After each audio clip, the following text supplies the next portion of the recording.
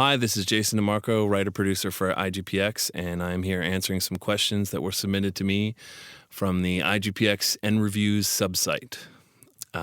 So I want to thank everybody for asking questions, and I'm going to go ahead and read my answers. I'm going to read the question first and then the answer. So, Part A, important questions. Question 1 is, I think one of the biggest questions is what exactly caused the shift from Toonami to Fridays at midnight? And I think we're talking about the move, IGPX moving from Toonami to Fridays at midnight. Speculation suggests bad ratings, but some people are suggesting bad language. Is it both or something else? Well, unfortunately, it's pretty much ratings. The show just didn't do that well. It did okay, but it wasn't doing great, and it didn't build. It was a bad lead-in for Adult Swim, and the network eventually just said, look, we can't leave it there anymore. But they very graciously allowed us to move it to Fridays at midnight so we could complete our run. But it was not the bad language, which leads into question 2. Speaking of language, what was the reason behind putting more foul words in the script for the second season? Although a couple were uttered in season 1, why was it so obvious in season 2? Well, I actually disagree. I think that you didn't really start seeing bad words per se till, sort of the latter half of season 1. That's true. But part of the reason for that was that we became more comfortable in our skins writing the characters, and there was never a conscious decision, let's put bad words in there. But when we realized that the network would let us air the show at TV PG, we just figured, you know what? Instead of saying darn when they would say damn, let's just put in damn, because it's just ridiculous that they would, that has bothered us for years with certain shows. And, you have to maintain standards, but after 10 p.m., I think you can occasionally have a PG show as long as it doesn't get too violent or too sexual or whatever. So we just decided to sort of make the language a little more realistic. And I don't know if it was more obvious in season 2, but in season 2, I would argue that there was more passion. The characters were getting a little more heated, and you tend to utter swears a little more. So really, it wasn't like a conscious decision. It just sort of happened. Question number 3, someone writes, the edits are probably a huge deal. First off, I'd like to ask how each episode ended up being only 20 minutes when it seemed most other shows are at least 21 to 22 minutes. Each episode, honestly, every episode of IGPX is most of the ones that weren't edited for whatever reason, it was always aesthetics and not time, they came in around 21 minutes. The reason that the show is a little shorter is because we didn't use IG's original close and the original open. Their open was 1.5 minutes, I believe, and their close was 2 minutes. And on American television, that's a very long time. So our ending credits ended up being 30 seconds and our open was 1 minute. So there you lose like 1.5 minutes right there. And that's pretty much the main reason that it was a little shorter.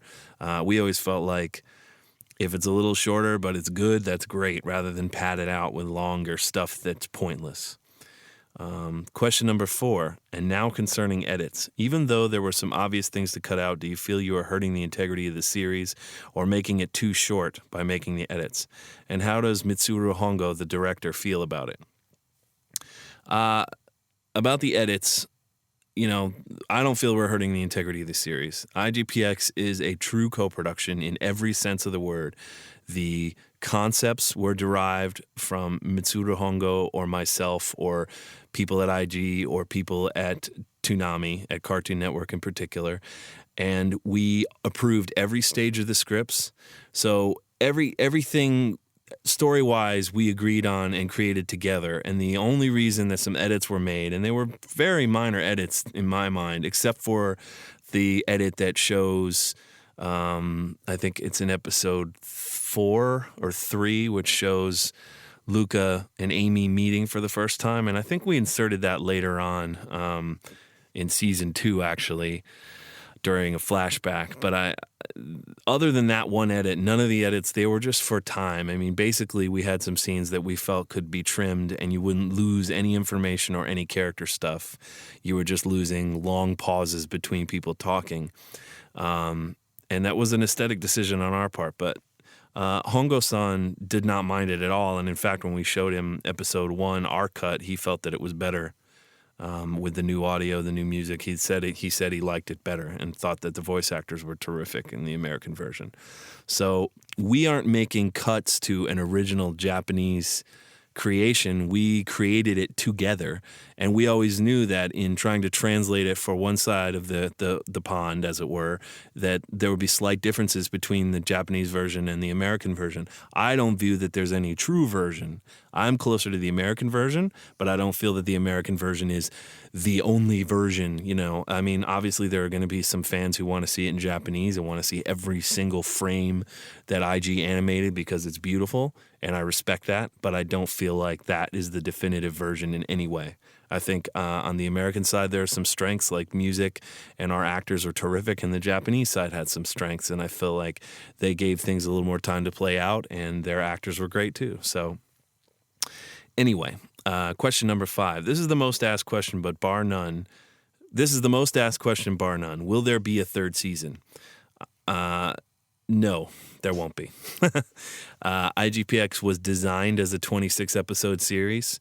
The only way there would be a third season was if there was a huge fan outpouring, and even then it would take a while to get everything worked out because it was such a big international production with Cartoon Network, Bandai, and Production IG all being involved that it took a while to set up, and it would almost be easier to start a whole new series, Plus, I think we've told the story, and I don't personally see, there's, of course, you could always tell more stories in that world, but I don't see one in the near future.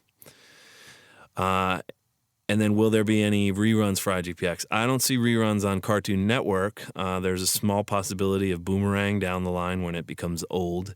And I know, you never know with Toonami Jetstream. I don't know. Right now, I would say if you want to see the show, please buy the DVDs. Question number 6 is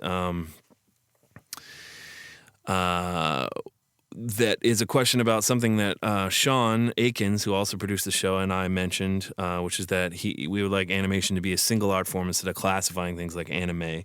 And do we feel that this can be accomplished through co-productions like IGPX?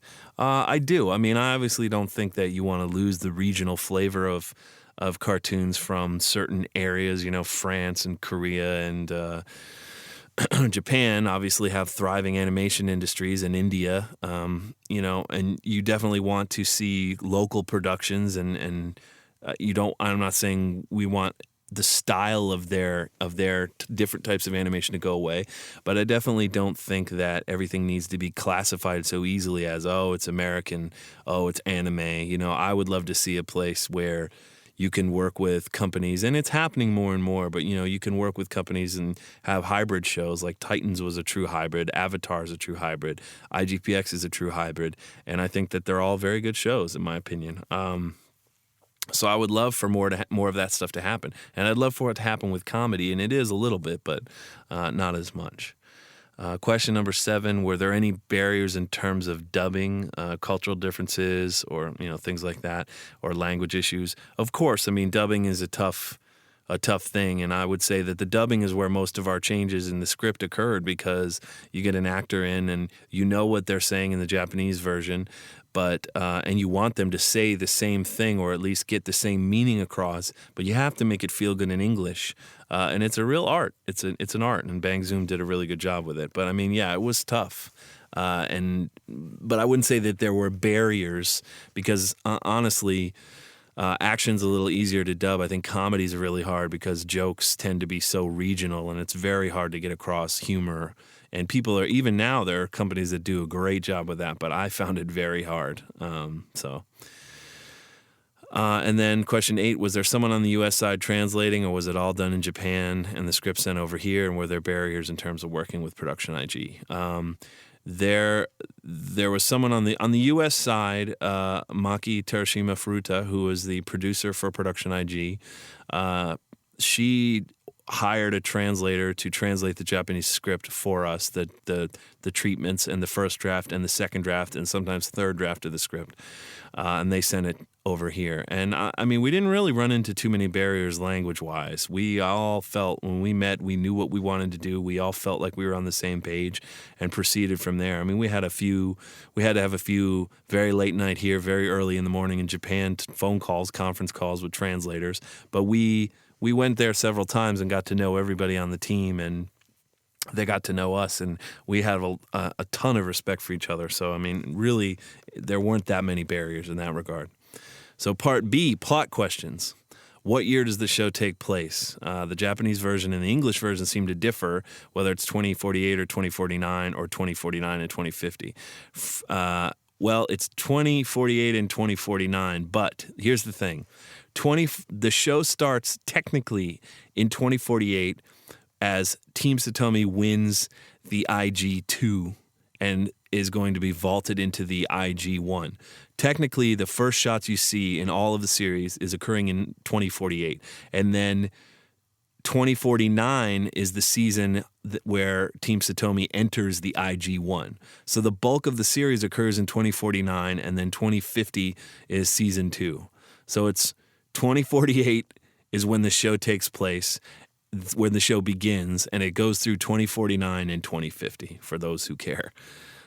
Question 2, how does an IG2 team get into the IG1? It goes by points, but there's also some discrepancy about this issue. We knew Team Satomi was in the IG1 before the IG1 started, but it appeared to be the same season. When White Snow got into the IG1, it happened one season before they would start racing in the IG1. In the first episode, were we seeing Team Satomi from previous season? So, yes, you were seeing Team Satomi from a previous season in the first episode. And if you pay close attention, at the end of season 1, we introduce White Snow as the winners of the IG2, because every year whoever wins the IG2 moves up to the IG1, and the worst place finisher in the IG1 goes back down to the IG2. So there's always a push and pull, always keeping it fresh. So in 2049, when Team Satomi wins the IG1, Black Egg is demoted to the IG2, and White Snow is promoted to the IG1, and they don't start playing in the IG1 until 2050. So hopefully that is clear. Where does the IGPX, the next question is, where does the IGPX take place? The art book I bought has Japanese writing that it takes place in the Grand Canyon, and some seem to agree. I don't know where it takes place. The Grand Canyon is as good a guess as any. Originally, it was supposed to take place somewhere in Japan, and then very quickly it became this could be somewhere in America, or this could be the Grand Canyon, and it was never ended up decided. I actually thought that it might be Australia, because there are sort of all the features of the terrain there that maybe not as mountainous, but it may be in certain regions, and it also has the same coastal vibe as like Sydney. And I thought that they took a little bit of their design from Arizona, a little bit from Tokyo, and a little bit from Sydney. So it's sort of an amalgam, but I would put it, if not the Grand Canyon, somewhere in Australia.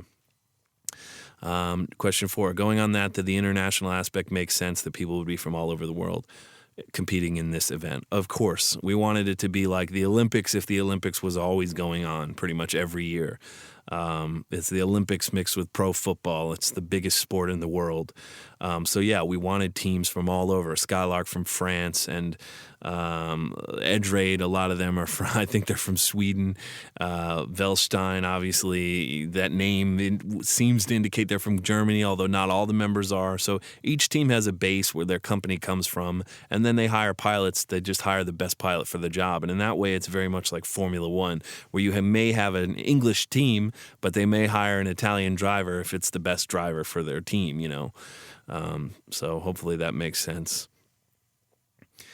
Question 5. Although we can all agree this event wouldn't be possible or even plausible, do you think the races of this scale still worked for the series? Sure. I mean, we wanted a giant robot show, so I wasn't so much worried about whether it makes sense because it's science fiction. What we did was say, okay, if you can get past the idea that there's a world where people race these giant robots on a track, somehow skating, right, without them falling apart, and that they let kids because Amy is essentially a kid, and so is Takashi, really. They let kids do these races. If we can get past all that, then we try to just make it as realistic as possible in a world where those things could happen. So hopefully that worked. But yeah, I do think the scale worked great because you want giant robots. Question 6. Besides the IGPX, everything else about the series would accurately depict the year 2049. Nothing was too advanced, but the inventions all made sense. Do I feel the same way? Yeah, I mean, I don't necessarily feel it accurately. Besides I don't necessarily think we're going to have giant robots in, 2049 is like 40 years away, so I don't necessarily think we're going to have giant robots in 40 years. I think it's maybe a little farther away than that, but I do think that otherwise it pretty much is like life is going to be. I mean, not too much more advanced than it is now.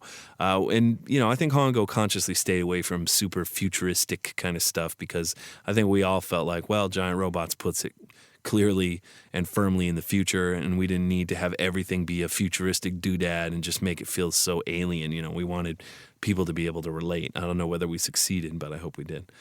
Question 7. Some words and phrases are going to be different in the future as certain phrases in our society have gone through generations. Did that affect how you wrote the script, or was this even an issue? No, it didn't really affect how we wrote the script. We weren't trying to rewrite the future language. I mean, the show may take place in the future, but people that watch it are watching it now, so we didn't want to try to do like a Star Wars thing, which actually occurs in the past, but a Star Trek thing and make it, create words and language that doesn't exist, because I think that just would have made it even harder for people to get into. Question 8. Besides Team Satomi losing against Team Velstein in the first season, were there any scrapped ideas or ideas that evolved throughout the series to what they are now? What this question is referring to is originally Team Satomi was going to lose against Team Velstein in Season 1, so that they had an arc in Season 2, which was primarily the same as it was in Season 1. In other words, them trying to be the best and beat Velstein. And we felt like, we wanted to end the season on a high note, and we felt like if these guys are so good, why not have them win, and then Season 2 can be about exploring what happens when you are on top and those kind of pressures that this team has never dealt with. And we thought that was cooler. And luckily, Hongo agreed. And other scrapped ideas, we had a lot of ideas about, for example, Liz getting an agent and being all over the Takashi getting an agent, and then they're competing for sponsorships. And we also talked about Takashi's agent, like sort of having him shill for all kinds of products to the point where he was getting ridiculously loaded and just didn't have time for the team. We talked about some other Liz storylines that were scrapped, but by and large, it was pretty much, we pretty much told the stories we wanted to tell about everyone. I would have liked a little more about Amy personally, but I think we did a good job. Part C, production questions. Question 1, was Production IG a first choice for anime production? Yes, absolutely. Sean and I both feel that they are the premier 2D animation studio in the world. Their animation looks so gorgeous, better than almost anyone else's, and they were absolutely our first choice, and we are very lucky that they decided to work with us on a co-production. Question 2, do you think the series could have worked without the CG? In other words, the races, I do think it could have worked. Of course, IG can do anything, but I'm really glad it was actually IG's decision to do the CGI races, and we were actually kind of worried about it because we were wondering if they could really pull it off week to week. They showed us some of what they were doing on Standalone Complex, their other show, and we immediately were sold. We were like, okay, well, let's do it. And I think it looks great. I think it's some of the best CG on TV. It really blends well with the animation without really looking toon shadery. Not that I have a problem with that look, but I didn't want that look on this show. So I think they did a great job. Question 3, did you ever consider composing original music for IGPX or choosing a different company with which to license music? On our end, no, we didn't. Production IG actually got a composer for some of their stuff they did in Japan. We did not want a composer. We didn't want one musical voice. And I personally feel that the Ninja Tune music that's in the show is perfect and adds an incredible amount because I love all those artists that we used, and I think we did a great job personally, not to pat myself on the back too much, but we did a great job selecting the right tracks for scenes, and I think no composer could have done any better than what we did. Not that they would have done worse, but I'm really glad that we have so many different musical voices in the show. Question 4, why was the Japanese side more rushed? In other words, what was pushing them to turn their episodes around faster? Well, in Japan, they have a quicker production timeline. Production IG had a much shorter amount of time to turn these episodes around, which is why we would get them in America, and we had plenty of time to redo the audio, and we often remastered the audio, added a lot of sound effects, and on our side that they didn't have time to do. The production path in Japan is a quicker turnaround where they will actually oftentimes have all the actors in a room and read an entire episode in one day. And in America, that's unthinkable. Like that just never would happen. And they do that to keep it, cost effective. Things cost more in America to do animation. It just costs more. So they were on a tight production timeline, not to do anything to do with us, but because they had other projects booked after, IGPX, and they had to get through IGPX so that they can get on to the next thing. So, we could have delayed the series and let them take in more time, but they did a terrific job, and they're happy with their mix and everything, and it's certainly up to par with any other show in Japan on that level. So I just think we put a little more care into the audio on our side because we just happened to have the time. Question 5, why were there so many famous actors casted for the U.S. side? That was actually Sean's decision, and most of the actors, we worked with a casting director, and she had cast several Disney films, and we just thought, we should try to get some name voices because we felt like it would help people get into the show. And I'm really glad we did because some of those actors brought so much to the table. And we did use a healthy mix of regular anime voice actors you hear in a lot of video games and anime and sort of big name voices like Michelle Rodriguez and Lance Henriksen and Mark Hamill. And I think it was important. I think they brought a lot to those characters that we didn't even write in there. Part D, distribution questions. Did Cartoon Network always see this as a Toonami show, or could it have worked out as an Adult Swim show? No, it was always seen as a Toonami show. There may be an Adult Swim hybrid at some point, but right now, Adult Swim had its first hybrid, which was Big O, Season 2, and we wanted to try it as a Toonami show. This was a Toonami original from the creators of Toonami and from Production IG. Question 2, why were the DVD releases spread into 7 instead of 6? I can't answer that. That's Bandai's call, and I'm sure they had their reasons, but I don't know. Question 3, can we expect a complete series box set sometime, or is that up to Bandai? Again, that's up to Bandai and how well they sell, but you will have a Season 1 and a Season 2, and they're fairly reasonably priced, and for my money, those are the ones I would get. I don't know if they'll bundle them together at some point, but maybe. It's up to Bandai. I would say email Bandai. Part E, promotion questions. Toonami seemed to do a lot of promoting. Did that increase the turnout for the show or no? We did the best we could. Unfortunately, we were pretty much preaching to the choir when you promote inside Toonami. We did some promotion for the premiere outside of Toonami, but, there's just not that much money, and we have to prioritize new shows. So I do think it helped people be aware that there were new episodes. I don't know if it increased the turnout or not. Question 2, why was there a lack of merchandise in America and Japan? Well, merchandise for this show would all depend on ratings, and if the ratings weren't a big hit, you couldn't really ask a toy manufacturer to put out a bunch of toys. So it was really based on that. If the show had done really, really well, then I think you'd see merchandise. You still saw a video game and some other stuff, but just not that much. Question 3, IGPX was based on a microseries. Can we expect any more new microseries in the future? I don't know. I can't answer that. There's always a possibility, and it's been brought up before, so we'll just have to see.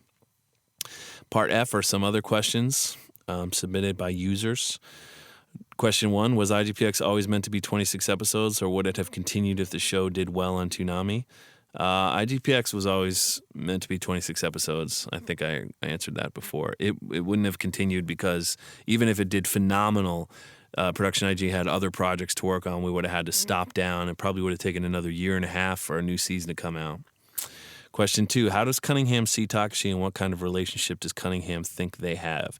Do you feel Cunningham sees Takashi as a friend, rival, or both? I think it's both, but it's more as a rival.